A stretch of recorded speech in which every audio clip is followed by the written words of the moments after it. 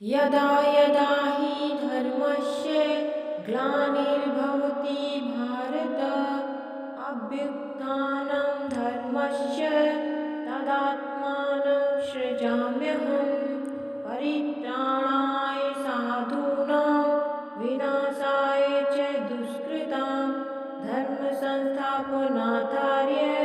संभवामि युगे युगे।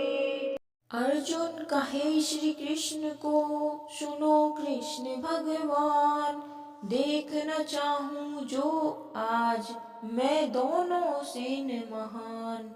दोनों सेन महान जो वीर लड़ने आए, क्या क्या उनके नाम से संग कितनी लाए। रथ मेरे को ले चलो दो सेना दरमियान, बेजर मानो मम कथन सुनो कृष्ण भगवान। प्रेम से बोलिए वृंदावन बिहारी लाल की जय। जय श्री कृष्णा।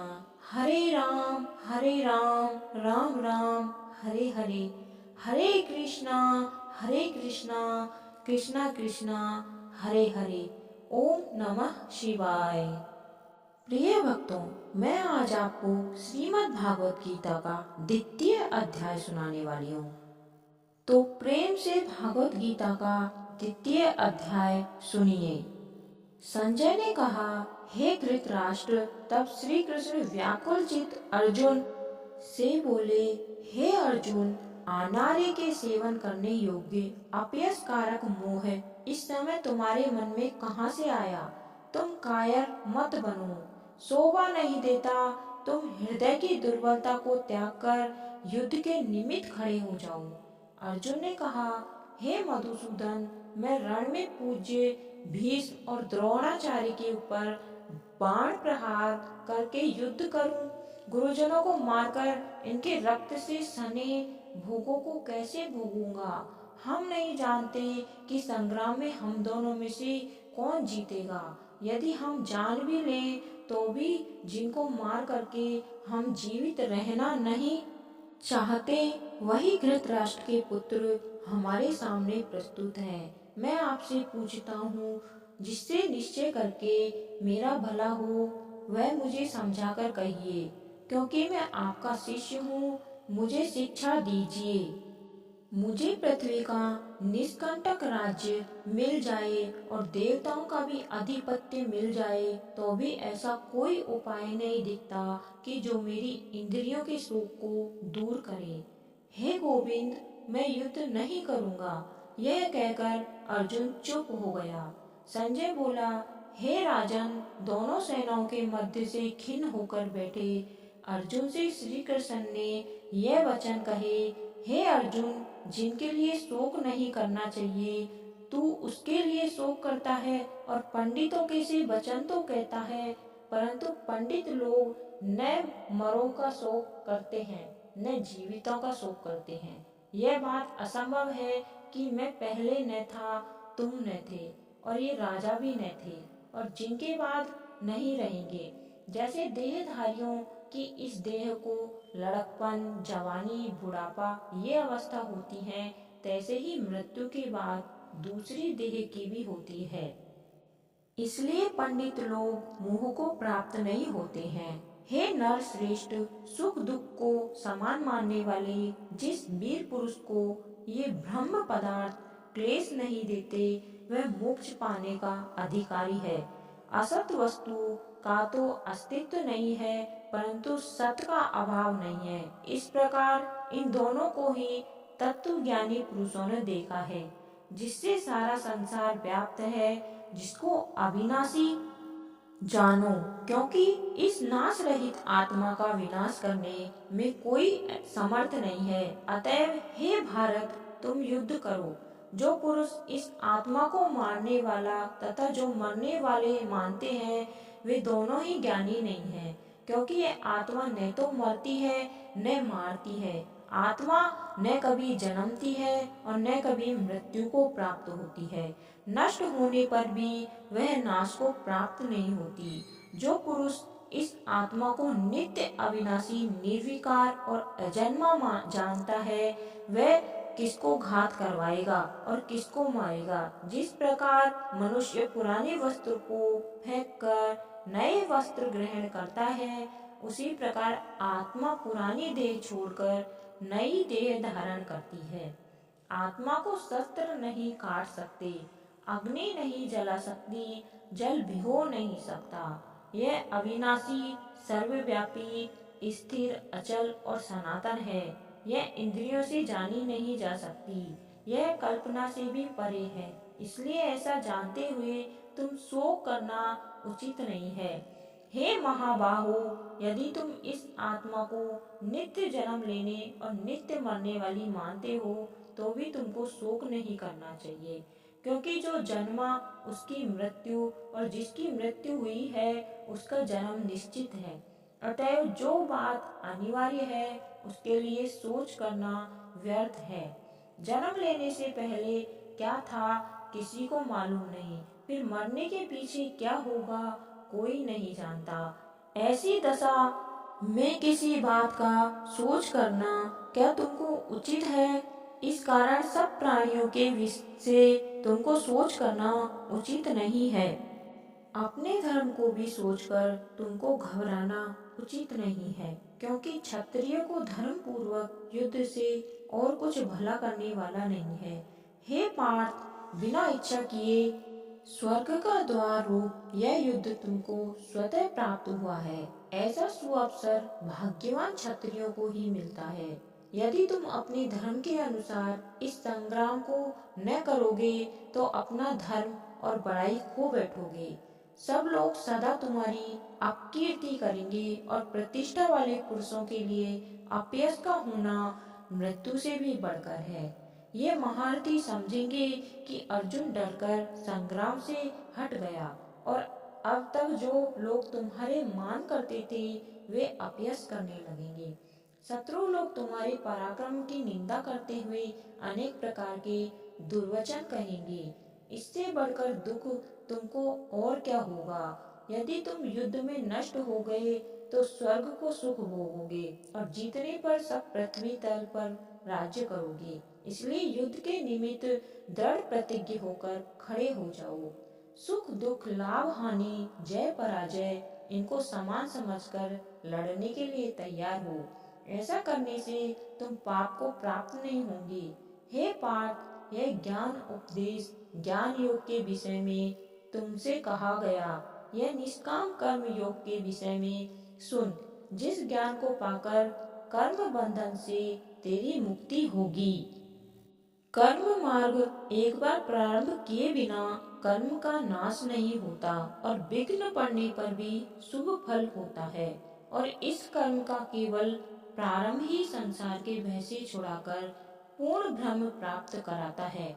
निश्चय करने वाली बुद्धि इस निष्काम कर्म में एक ही है, और कामना वाले पुरुषों की बुद्धि एकाग्र नहीं रहती। हे अर्जुन, अज्ञानी उस पुष्पिता वाणी को ही स्वर्ग सुख से बढ़कर कुछ नहीं समझते। स्वर्ग सुख को ही उत्तम पुरुषार्थ समझते हैं। उनको कामनाओं से चित्त व्याकुल होने के कारण निश्चयात्मक बुद्धि मोक्ष साधन की नहीं उत्पन्न होती, कारण कि उनका चित्त भोगादि में सदैव निमग्न रहता है।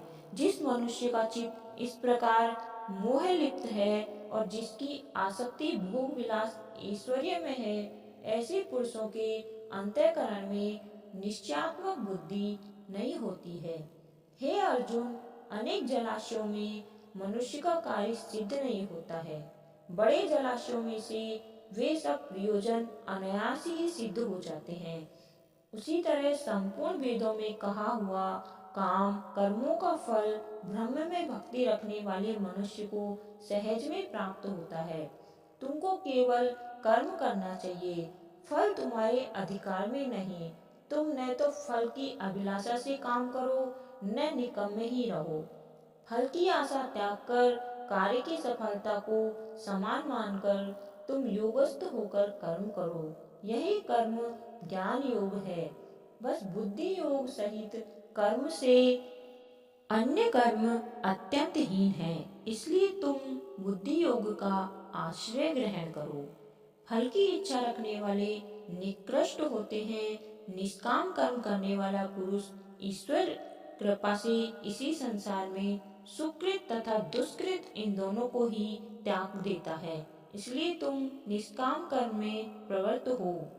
कर्म फल को त्याग कर ही बुद्धि युक्त ज्ञानी पुरुष जन्म बंधन से हटकर मोक्ष को प्राप्त होते हैं। जब तुम्हारी बुद्धि मोह बन के बाहर निकल जाएगी, जब तुम्हारे मन आगे सुनने वाली तथा हुई बातों से विरक्त हो जाएगा, जिस समय वह निश्चल होकर आत्मा में स्थित होगा, तभी तुमको तत्व ज्ञान प्राप्त होगा। अर्जुन ने पूछा, हे केशव, आत्म स्वरूप में निश्चल बुद्धि वाला किसको कहा है, जिसके लक्षण क्या हैं? श्री कृष्ण जी बोले, हे अर्जुन, जो महापुरुष मन की सब कामनाओं को त्याग देता है और अपने आप में ही प्रसन्न रहता है, उसको निश्चल बुद्धि कहते हैं। दुख में किसके मन को खेद नहीं होता और सुख में किसको आसक्ति नहीं होती, और प्रीति भय क्रोध जिसके जाते रहते हैं, वह महात्मा स्थिर बुद्धि वाला मुनि कहलाता है। जो शुभ पदार्थ प्राप्त होने से सहर्ष नहीं करता, अशुभ से अप्रसन्न नहीं होता, उसी को स्थिर बुद्धि जानना चाहिए। और कछुआ जैसे अपने अंगों को सिकोड़ लेता है, उसी तरह जो पुरुष अपनी इंद्रियों के विषयों से हटाता है, उसी की बुद्धि स्थिर जानी चाहिए। निराहारी पुरुष के विषय घट जाते हैं, परंतु विषयों में उसकी चाह बनी रहती है। पर ब्रह्म का अनुभव होने पर चाह भी घट जाती है। हे अर्जुन, मोक्ष में प्रत्यक्ष करने वाले विद्वान व्यक्ति को भी प्रबल इंद्रिय बलात्कार से उसके मन को जीत लेती है। इसलिए सब इंद्रियों को विषयों से रोक मेरे विषय तत्पर हो जाओ। जिससे इंद्रियों को वश में कर लिया है, उसी की बुद्धि निश्चल है। जो पुरुष विषयों के ध्यान में रहता है, उसकी प्रीति हो जाती है। प्रीति होने से कामना होती है। इच्छा के पूर्ण न होने से क्रोध की उत्पत्ति होती है। क्रोध से अविवेक होता है। अविवेक से स्मरण शक्ति नष्ट हो जाती है। स्मरण शक्ति के नाश होने से बुद्धि क्षय होती है। जिसकी बुद्धि का नाश हुआ, वह विनाश को प्राप्त होता है। जो पुरुष राग द्वेष से रहित हो अपने मन को बस में रखता है, वह शांति को प्राप्त होता है। शांति मिलने पर सब दुखों का नाश हो जाता है। प्रसन्न चित्त वाले को बुद्धि निश्चल होती है। जो पुरुष योग युक्त नहीं है, उसकी निश्चल बुद्धि उत्पन्न नहीं होती। ईश्वर में भावना नहीं होती। भावना के न होने से शांति प्राप्त नहीं होती। अशांत को सुख कहाँ से मिलेगा? जैसे वायु नाव को जल में खींच ले जाती है, उसी प्रकार इंद्रियां उस पुरुष की बुद्धि का नाश कर देती हैं। इस कारण हे महाबाहो, जिसकी इंद्रियां विषयों से सर्वथा रोक ली गई हैं, उसकी बुद्धि स्थिर है। जो सब प्राणियों की रात है, उसमें संयमी जागता रहता है, और प्राणी मात्र जिस समय जागते हैं, मुनिजनों की वही रात्रि है। जल से भरे समुद्र में और नदियों के जल भरने पर भी वह अपनी मर्यादा पर रहता है। उसी प्रकार जिस पुरुष में इच्छा के रहने पर भी सब विषय भोग प्रवेश नहीं करते हैं, उसी को शांति मिलती है। विषयों की इच्छा करने वाले को शांति नहीं मिलती। जो सब कामनाओं को छोड़कर तथा इच्छा रहित विचारता है, वह शांति को प्राप्त होता है। हे पार्थ, ब्रह्म स्थिति यही है। ऐसी स्थिति मिल जाने पर प्राणी फिर मोह में नहीं फंसता और अंत समय में निर्वाण ब्रह्म को प्राप्त होता है। प्रिय भक्तों, इसी के साथ श्रीमद् भागवत गीता का द्वितीय अध्याय समाप्त होता है। तो प्रेम से बोलिए वृंदावन बिहारी लाल की जय। अब आइए सुनते हैं द्वितीय अध्याय का महात्म्य। नारायण जी बोले, हे लक्ष्मी, दक्षिण देश में एक पूर्ण नाम नगर था। वहाँ एक देवसु शर्मा बड़ा धनवान व्यक्ति रहता था। वह साधु सेवा करता था जब संत सेवा करते बहुत दिन बीत गए, तब एक बाल नामक ब्रह्मचारी आया। उसकी सेवा बहुत करी और विनय करी, हे संत जी, मुझे कृपा कर श्री नारायण के पाने का ज्ञान उपदेश करो, जिससे मेरे जीवन का कल्याण और मुक्ति होए। तब ब्रह्मचारी ने कहा, मैं तुझे गीता के दूसरे अध्याय का पाठ सुनाता हूँ, उसके सुनने से तेरा कल्याण होगा, तू श्रवण कर। एक अयाली वन में बकरियां चराता था और वहाँ मैं भजन करता था। एक दिन रात को अयाली बकरियां लेकर घर को चला। मार्ग में एक सिंह बैठा था। एक बकरी सबसे आगे चली आती देखकर शेर भाग गया। तब अयाली यही आश्चर्य देखकर बड़ा चकित हुआ और मैं वहाँ आ खड़ा हुआ। उस चरवाहे ने मुझसे कहा, मैंने यह आश्चर्य देखा कि बकरी को देख शेर डर के भाग गया। तुम त्रिकाल यज्ञ हो, यह वृतांत मुझे कह सुनाओ। संत ने कहा, हे अयाली, मैं तुझे एक पिछली वार्ता सुनाता हूँ। यह बकरी पिछले जन्म में डायन थी।